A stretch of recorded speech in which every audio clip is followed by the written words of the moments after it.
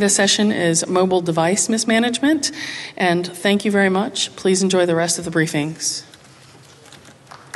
You dropped your pen. Hello, everybody. Some quick introductions. My name is Chris Camajo. I'm Director of Assessment Services for NTT Com Security.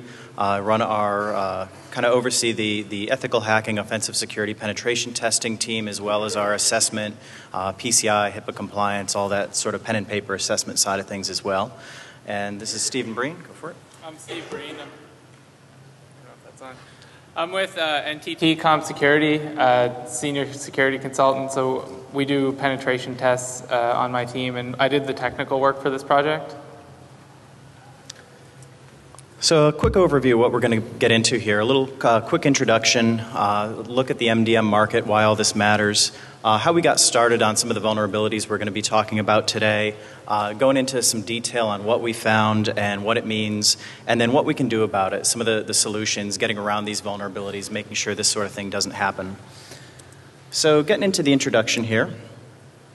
One of the big themes that we're touching on here is this concept that everything increases the potential attack surface, even security software. If you're putting anything out there on your network, anything in your environment, anything could potentially have vulnerabilities in it. And so MDM software being part of that, that's kind of the basis of this talk. Looking through some of the recent events, Heartbleed, of course, OpenSSL, it's a piece of software designed for security. It's supposed to keep our communications safe.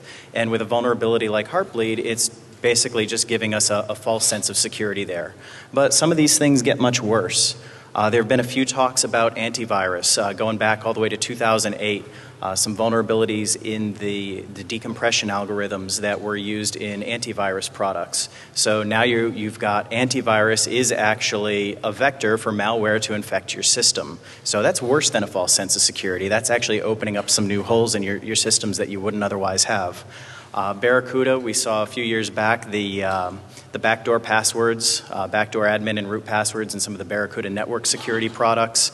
That got shut down pretty quick once somebody found those.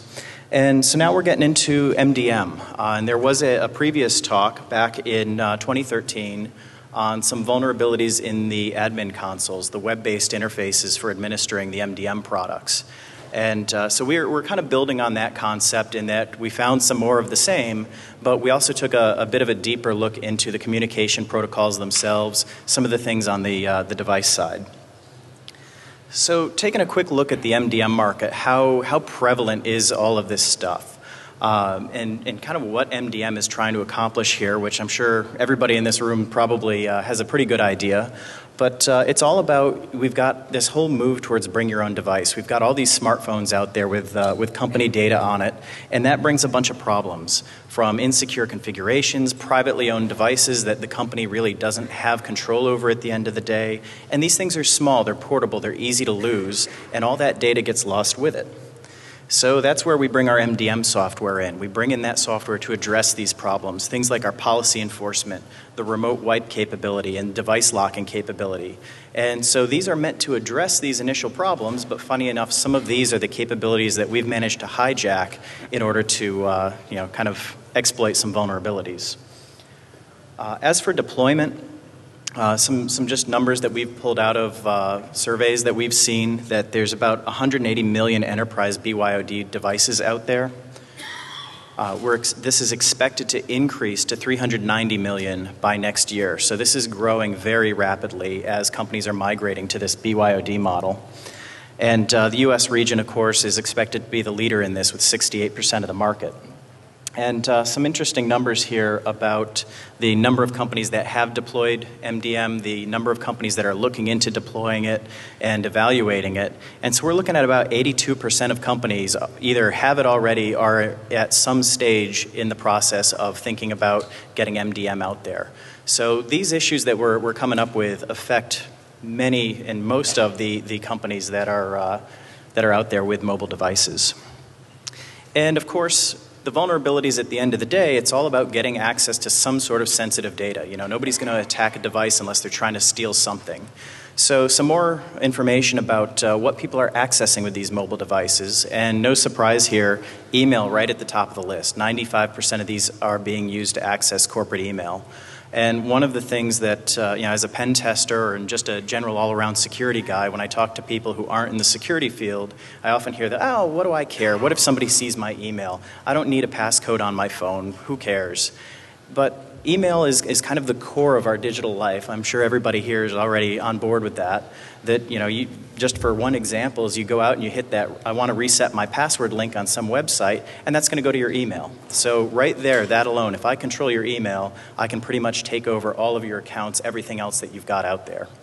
Besides email, though, we see a lot of Office applications, VPN access into a network. There's a great spot for an attacker if he can get in over that VPN automatically through a mobile device. Now he's got a point that he can pivot inside your network, inside your perimeter, and start launching attacks. Corporate file servers, databases, CRM, the works. All sorts of sensitive things that we wouldn't necessarily want somebody to be able to hijack and get access to that information. MDM, it's a fairly big market. There's a lot of players out there right now, a lot of products. This is a look at the Gartner quadrant. And when we were preparing to do this talk, one of the things that Steve did here was a quick CVE search on all the vendors in the top right quadrant there, just to see what came up. And we came up with no results, no CVEs in any of the top right quadrant MDM products.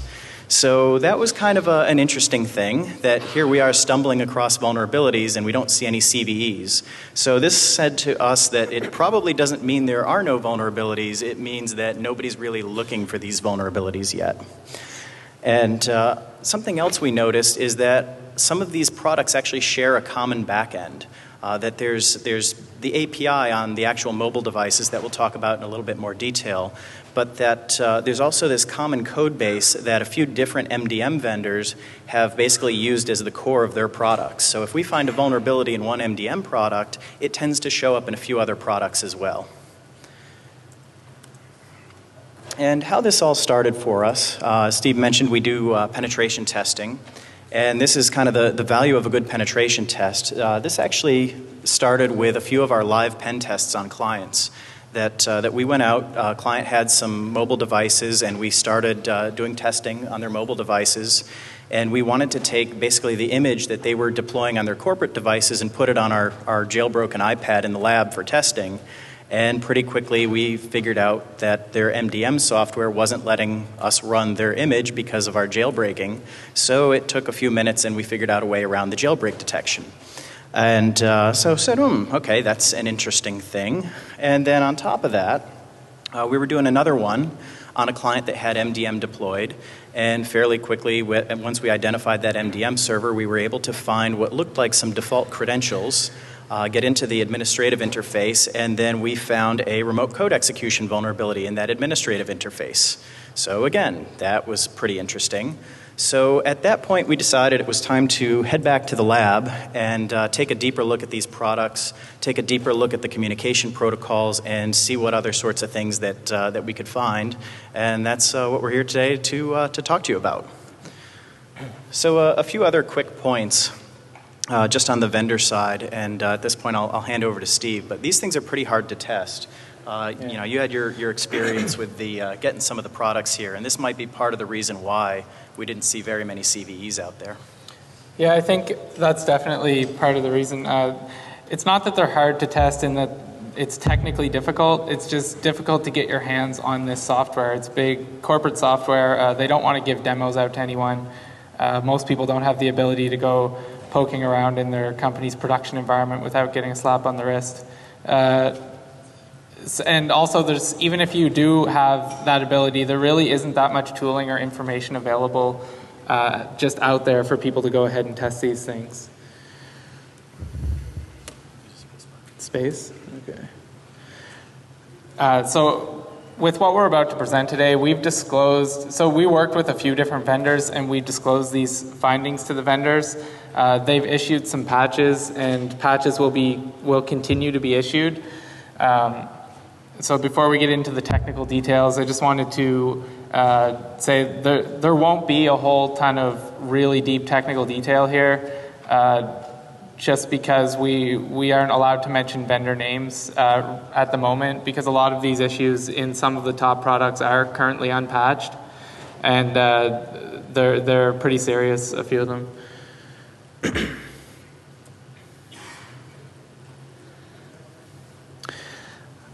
So for this particular project, we really had a strong focus on iOS MDM, and there was a reason for that. iOS uses a standard protocol for MDM. It's part of iOS itself. So all of the vendors have to implement this same protocol. And what we saw in the wild is that if one vendor was making a mistake, often that same mistake was made by some others. Android, on the other hand, does not do this. It's kind of like the Wild West of MDM, in that it's really up to vendors to implement their own communications protocols. It's totally up to them to do things however they want, and they just have a set of API calls that they can make that does all the MDM functionality on the back end. So on the second bullet point, iOS enforces an API for MDM. There's no way to do these MDM things except going through iOS's communication protocol. And it's really specified at a fairly detailed level by Apple how you have to go about this. And all of the code for MDM is actually part of iOS. So where we found a lot of these vulnerabilities isn't actually in Apple's protocol. It's actually in the server-side software that's developed by the vendors. It's not that Apple iOS MDM is inherently insecure. It's just that we found buggy code and lots of vulnerabilities in a few different products. And I've already talked about this. Android doesn't have that MDM API, and I'm gonna get into this a little bit more later on what this means to have a standard messaging set. So we'll move on. So with MDM, there's really two phases of like a part of the life cycle. You have enrollment, and then you have routine communication between the device and the server. So the enrollment process is the one, you have this device that doesn't have MDM installed on it, it's totally unmanaged, and then you go through some enrollment process, and now your device is managed by MDM. So we're going to talk about that enrollment process first, because we saw a few bugs slip in there. On iOS, there are three distinct phases for this enrollment process. You have authentication, where the user is actually authenticating to the MDM server, and the reason you want to do this is because MDM's protecting a lot of really sensitive data, like your domain credentials, WPA2 pre-shared keys for your enterprise network, just a whole bunch of different stuff like that, potentially VPN access. And then after the user has been authenticated, there's this certificate enrollment step where the MDM server and the device will exchange some certificates so they can communicate securely later in the process. And then once those certificates have been exchanged, the server will actually push a whole bunch of configuration and stuff down to the device. And that, if done correctly, it should use those certificates and do this in a secure way.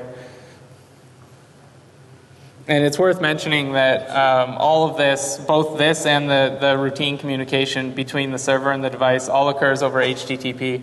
So you can look at it with intercepting proxies pretty easily. So I'm just going to go through a few of the issues we found with enrollment. Like I said, we can't really mention vendor names. I mean, this one, I guess, is pretty obvious, but it's not that bad. So a lot of vendors are actually doing some parts of the enrollment process without encrypting communication. What we saw is usually the authentication part where you send your username and password. Most of the time that'll be encrypted.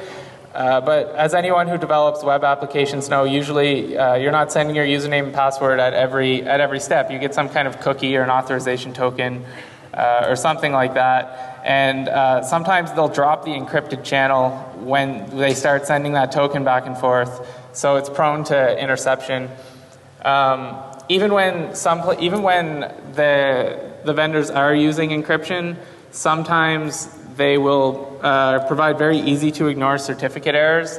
So anyone who uses modern browsers knows that if if you have a website presenting an invalid SSL certificate, this big nasty box pops up and tells you that the certificate's invalid, and it's actually quite difficult, or at least like kind of scary to get past that. With MDM, this here is all you get. It's not really that much information, and it's not. It's probably most people will just click accept, and you'll be able to intercept credentials or tokens or whatever.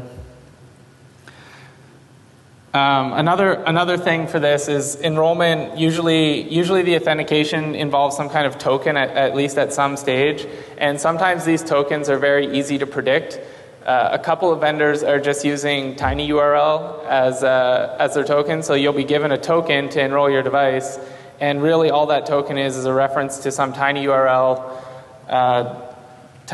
link, and those things. I mean, there's just not that much entropy there. It's only like 5 or 6 characters, and anyone with access to tinyURL servers then has all your enrollment tokens. These tokens are usually valid, well, not usually, they can be configured and often are to be valid forever, and they often leak in a number of ways, not just through tinyURL, but some other providers.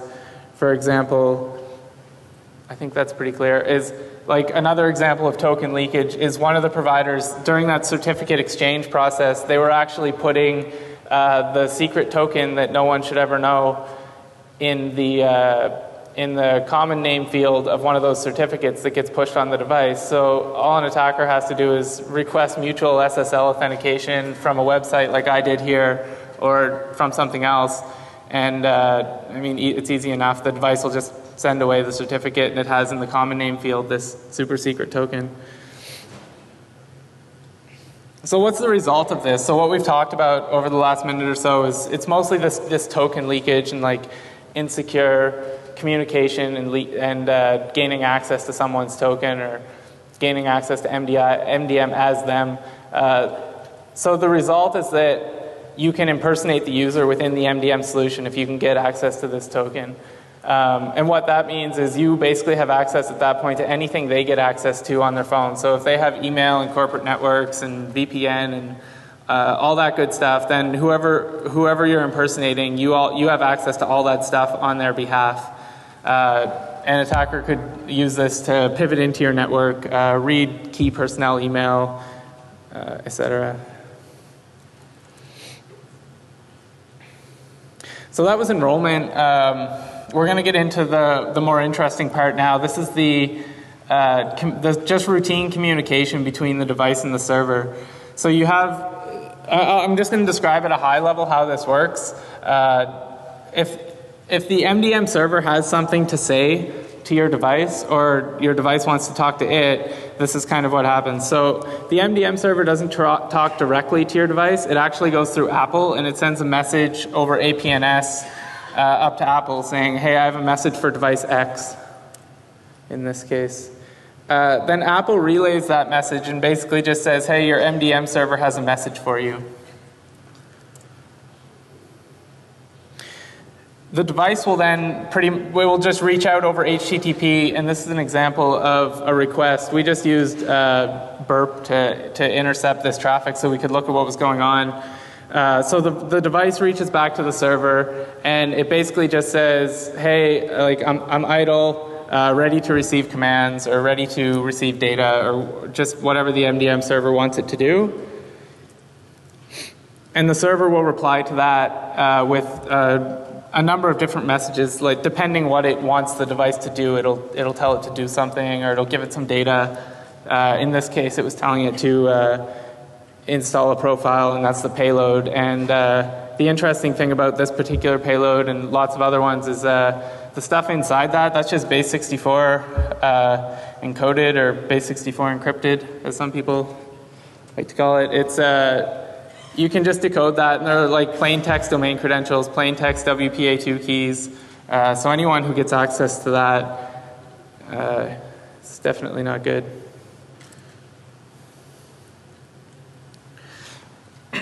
This is just a list of commands that MDM and the device kind of exchange. So they can do a few different things. The server, so we have 4 columns. These are different categories of command. You have control, device info, configuration, and then device to server messages. The control commands are pretty obvious. It's just the MDM server telling the device to do something, like lock yourself or wipe yourself, something like that. The device info commands are the server just requesting some information from the device. Configuration, it wants to install profiles, change settings. That last message we saw was a configuration message. These ones are pretty interesting because a lot of sensitive data gets pushed around in these configuration profiles.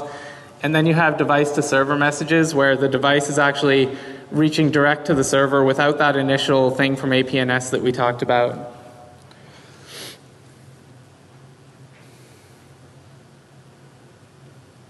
So we're going to talk briefly about some of the issues that we saw within these products and the way they're handling this protocol. Like I said, the protocol has potential to be implemented well, and it seems fairly secure, but some of the implementations definitely had some issues. So one thing is you see on the big blacked out thing at the top, that's the MDM signature, and what that is the device, during that enrollment process when they exchange keys, the device is going to use those keys to sign messages. So this is pretty much this up here is pretty much the authentication. This is what tells the server that, hey, I am this device, I've enrolled, and you can trust these messages, they're coming from me. A lot of products just totally neglect to use that header at all. So pretty much what you'll see is, imagine this message without this whole piece, it's all gone. And if you think about well, if that's not there, then what is authenticating a user? What is there in that message that is that's basically a secret? So that anyone can't just go sending messages on behalf of any device. Well, it turns out the cookies that you see in that message, those are totally ignored.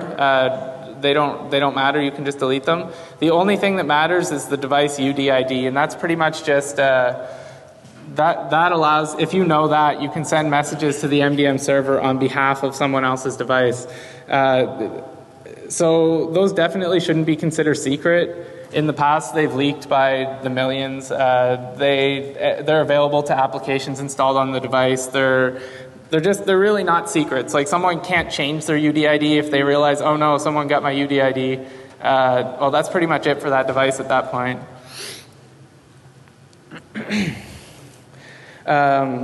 So what can you do if someone is neglecting to include that signature header? So basically at this point we're saying they're neglecting to include authentication into the process.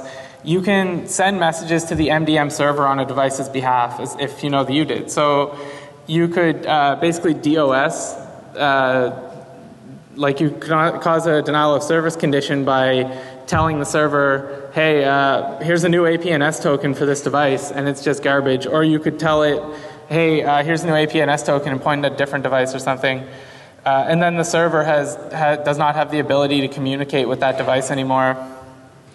You can tell the server that devices don't want to be enrolled anymore using the checkout message. And depending on the vendor, that does different things. With some vendors, as soon as you tell them I want to check out, they'll start sending you down that sensitive profile data right away. They'll just try to re-enroll you by sending you all this sensitive data. And we'll see that in a second.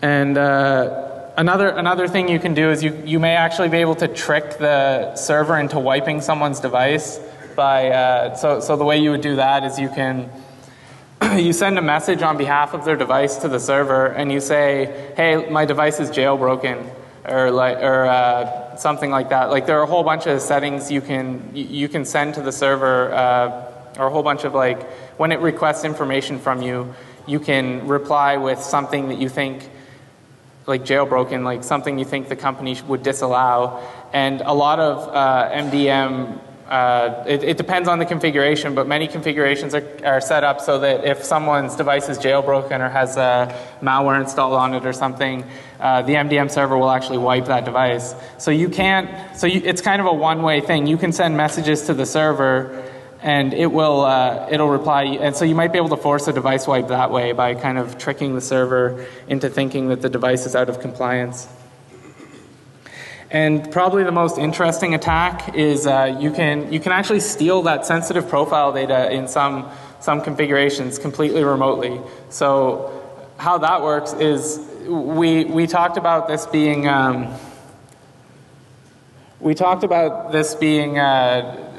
the device is initiating that communication process over to the server. So it's basically reaching out and saying, hey, I'm idle and I'm ready to receive commands, but anyone can send that message to the server. So if you, as the attacker, kind of sit there and spam the server saying, I'm idle and I'm ready, I'm idle, I'm idle, I'm idle, eventually the server is going to have something to say back to that device.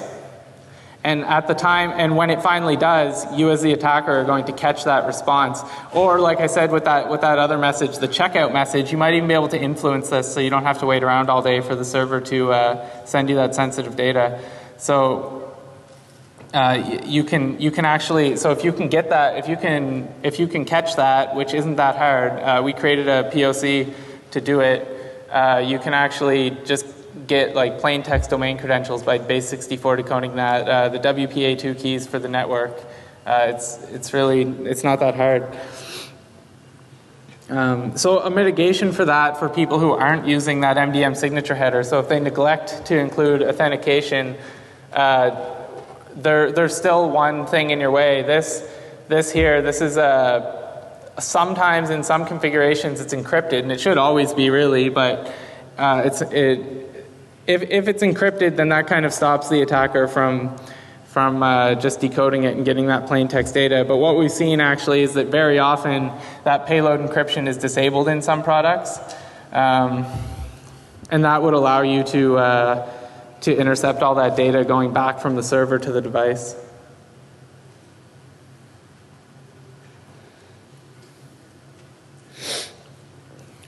So some other things we saw within the same protocol.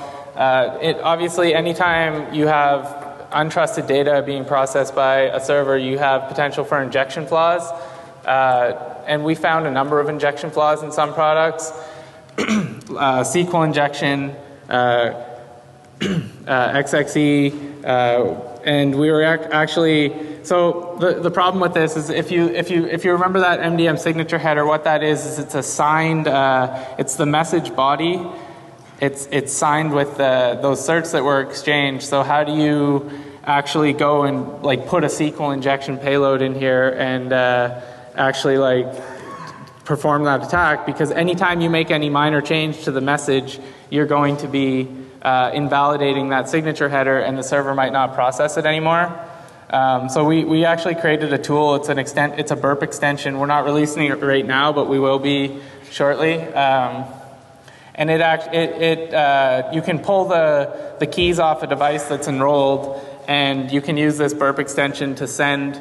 It'll basically just re-sign the messages for you. So you put something in burp repeater and hit go, and it'll re-sign the message and send it off. So it allows you to put stuff in to make changes to the message and test for some of these flaws.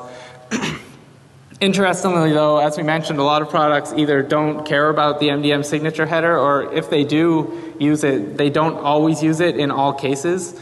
If you look hard enough, you'll probably be able to find in most products at least one example of a message of this format. It might not be this particular one, but that doesn't check the MDM signature header, or it does the processing on that data. It'll process some of this data before it checks the MDM signature header. So even if your header doesn't match, you might still be able to get one of these injection attacks. You might be able to slip it in.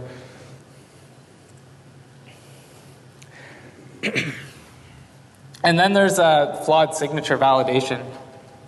So what we actually looked at some of the products that were using this MDM signature and validating it.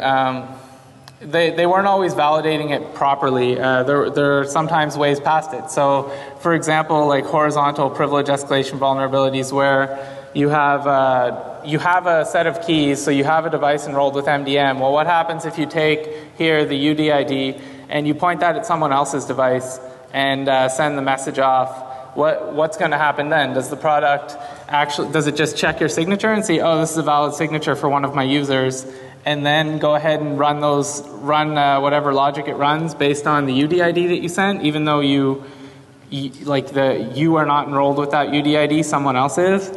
That's one attack scenario. Another is actually just, we saw sometimes you can just sign messages with, like you can just create your own CA and just sign messages that aren't signed by the vendor's certificate, and they're not actually properly checking that. So it's just like almost any valid PKCS7 signature. That's all these are. It's just PKCS7. Just anything that's valid for the message body will slide through sometimes. And that's what we were talking about there. Like sometimes they won't link the keys to the user, so you have the keys and it's not actually linked up to a specific count, or they're not actually checking the CA that issued these. So a lot of these issues they're not specific to one vendor. It's, as you can see, this message here, this is just one example of one of those messages that we talked about in the previous slide. But these messages are standard, and these are kind of specified by Apple. Apple says what these messages should look like, what types of messages you can send, and a lot of these problems are they're not vendor specific in that a lot of people are kind of making the same mistakes when they implement this protocol. So even though we're not mentioning any vendor names, a part of that is also because a lot of this kind of applies across different products.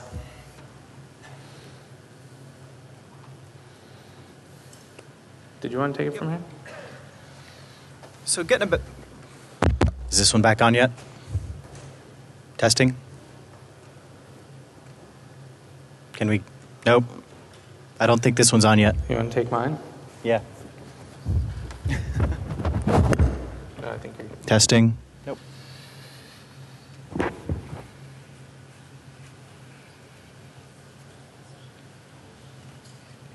That's right.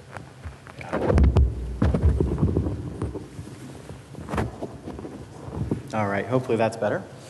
So getting back around to what all this actually means, taking a look at some of these vulnerabilities and putting them together, things like the SQL injection that Steve was just talking about, along with some of the things like bypassing the headers, being able to spoof the MDM signatures. When you put all that together, it basically spells remote code execution. The ability to hit one of these MDM servers from anywhere on the internet and just start running commands on it, and get in and grab all the data, domain credentials, email, whatever it is we want to get our hands on. So these are some pretty nasty things we're talking about here. And trying to figure out a way around this, we put quite a bit of thought into if somebody's a user of an MDM product, what can they do to actually protect themselves from these sorts of threats?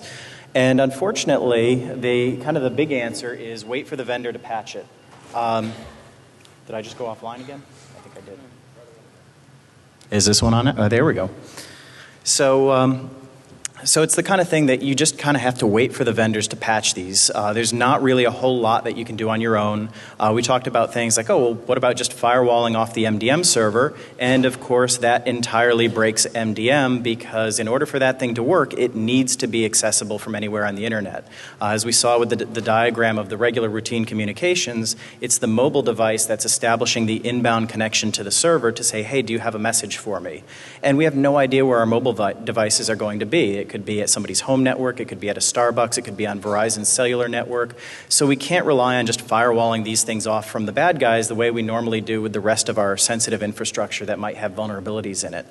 So we're stuck. We have to keep this vulnerable piece of software out on the internet, so we basically just have to rely on the vendors for patches. Just about the only kind of saving grace that we thought might work there is something like a web application firewall for some of the SQL injection, but that would be kind of rough, just trying to get a web app firewall set up to be compatible with all of the things that MDM needs to use. But it is something that might be worth going down. But that aside for today, really what it comes down to for somebody who's using MDM or any other security product out there, bringing this back around to this kind of original concept of everything increases the attack surface, is that you have to take a good hard look at what you've got out there and what you're deploying and why you're deploying it. Basically not deploying anything unless there's a good business reason to do so.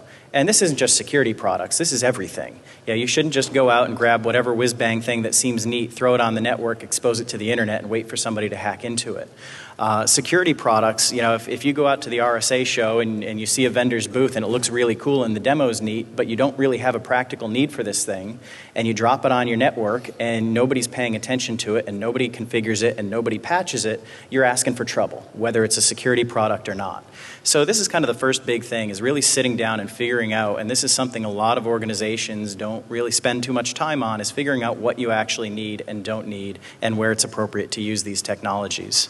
You know, the big example on this with MDM that we're talking about here is, let's say an organization does not have MDM and somebody goes out and loses their mobile phone.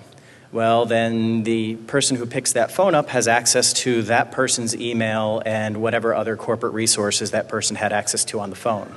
Now, if we go throw a very vulnerable MDM server out there facing the internet and somebody hacks into that, they don't get one person's email, they get everyone's email, everyone's domain credentials, everyone's VPN access, everyone's corporate data, et cetera, et cetera, et cetera.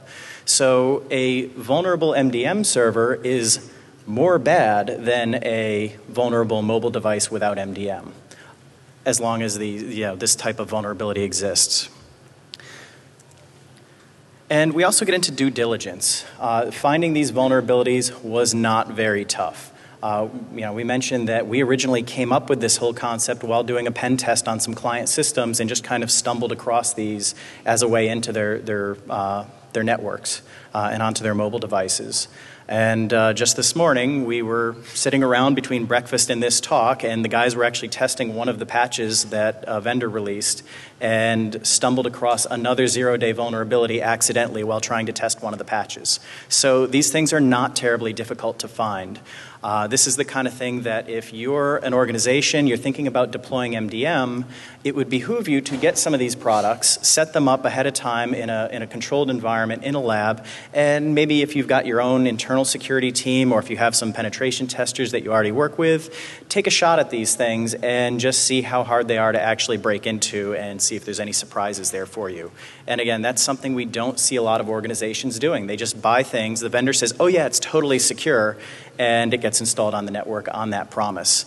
So it's worth taking a second look at a lot of these things, and this isn't just MDM specific, of course. And of course, the proper care and feeding of these things.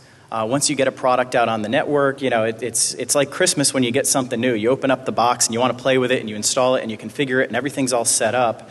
And then 2 or 3 years later, you realize that nobody's put security patches on it in 6 months to a year, and all these new features came out that nobody's really changed the configuration settings, and things might be more open than they need to be. And so it's the kind of thing that we definitely need to take a closer look at, making sure that once something's deployed, that we're doing the proper things to keep up on it.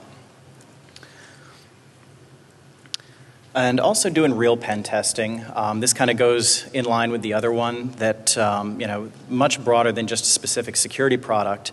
But there's a lot of kind of pen tests out there that are really just vulnerability scans. Let's look for any known CVEs, and if there's none there, we'll say that you're good and nobody can hack into you. And that's not necessarily the case as we've demonstrated here, that we were able to, in very short order, go after one of our clients, find some zero-day vulnerabilities and break into the network, whereas somebody who's just looking for CVEs never would have stumbled across this stuff and wouldn't have broken into that network, and so they're certainly not safe. We know about the APT threats out there, some of the stuff that's coming from Eastern Europe, all the fraud going on. Those guys are definitely not just looking for CVEs, so we shouldn't be either. And then finally, just looking across the organization at risk, trying to figure out, this goes in hand with the first point, that if you're thinking about deploying MDM, why are you thinking about deploying it? What is on these mobile devices that's so worth protecting? And that can help guide your decisions as to whether or not it's worth putting one of these products out there, or whether you might be better off just saying, you know what? This piece of information is too important. Maybe we're just better off not letting people access this from a mobile device and move it somewhere else and avoid having these sorts of exposures to it. And again, something that we don't see a lot of organizations doing. We run into the flat network all too frequently, where it's just everybody has access to everything from everywhere, and once somebody pokes one tiny little hole in that network and gets access, whether it's through an MDM server or phishing a workstation or finding a mobile phone sitting in the backseat of a taxi cab, that's it, you're done, because they're inside the perimeter and there's no other security in there to slow them down. So we have to think about that as well, is looking at the data, figuring out what we should actually build a small fortress around and keep separate from everything else. And then on the vendor side, for the product vendors, of course, we've got some advice for them too, because they're the only ones who can really fix the root causes that are at the core of what we're talking about here today. The big one is software development lifecycle. You know, we're talking about SQL injection. It's 2014. Why are we talking about SQL injection? Go read OWASP. It's been in the top 10 for how long now? So this is the kind of thing that, you know, your developers better be out there. They better be aware of OWASP. They should know how not to write these vulnerabilities. Your QA team should be looking for these vulnerabilities.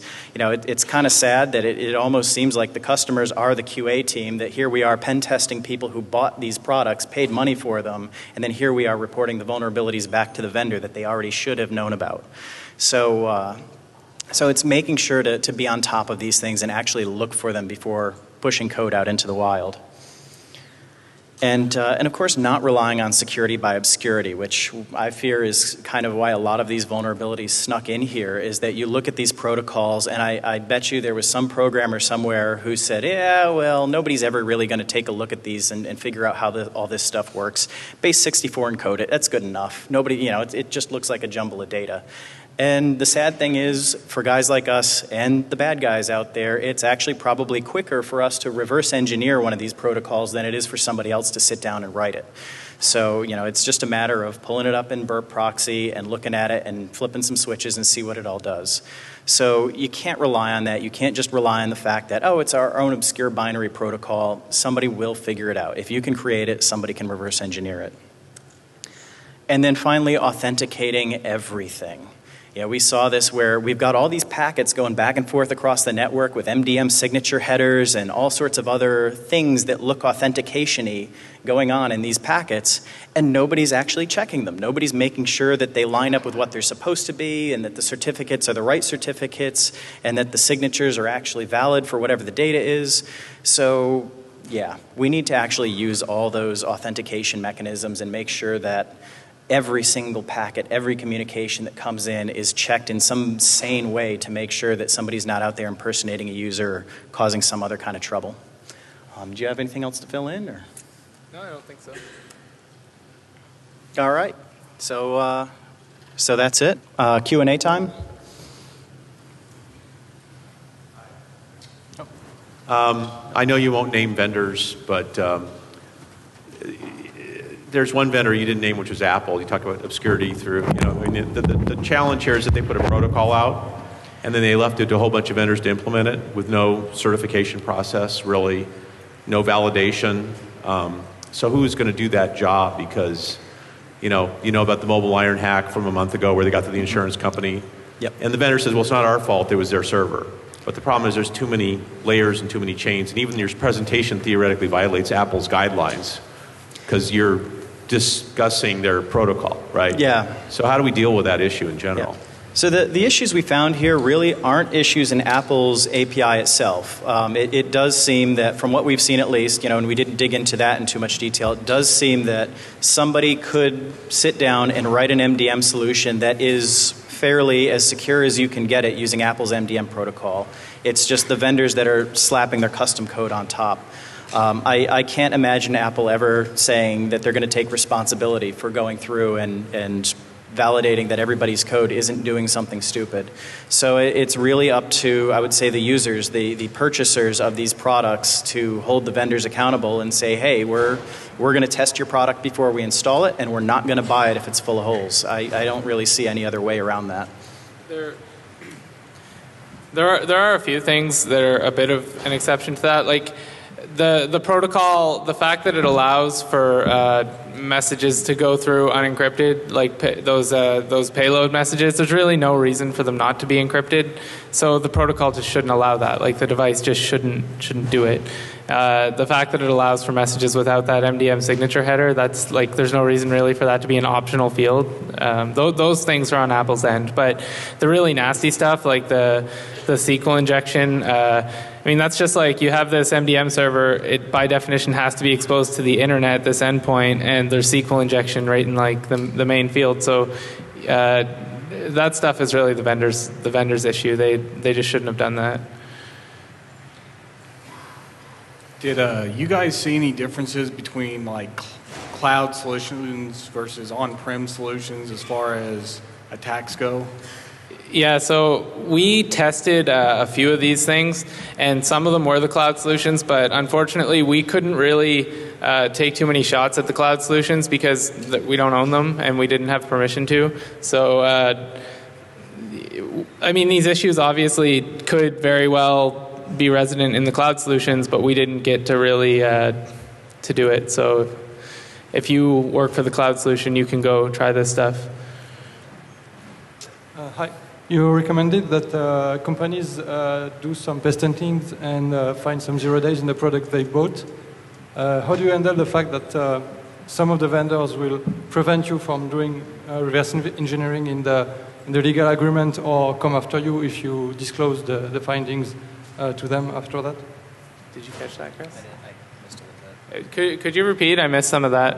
How do you handle the fact that if you find some 0 days in some products, some of the vendors will come back after you on these issues, or they will use the legal agreement when you purchase the product against you?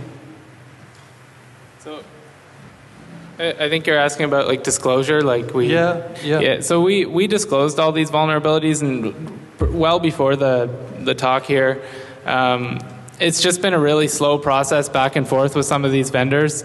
Some of the vendors we would disclose the vulnerability, and they would issue a patch and say they fixed it, and then it wasn't actually fixed, or there were like 5 more instances of it somewhere else. So that's really why we didn't drop any vendor names here, because some vendors were definitely worse than others. Yeah, and the other thing on there is, this kind of comes back to the point about the difficulties we had in testing some of these products, that the vendors wouldn't give us demos. There's not just easy demo packages out there available to use.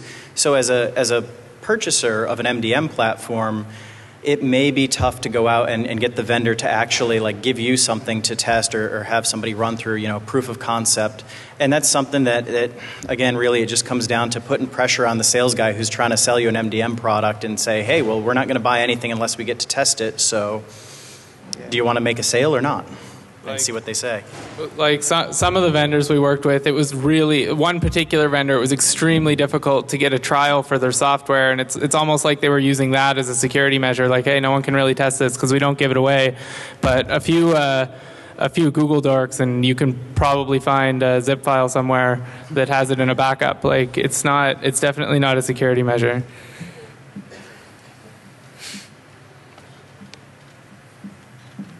Anybody else? Going once? Going twice? All right. Thank you.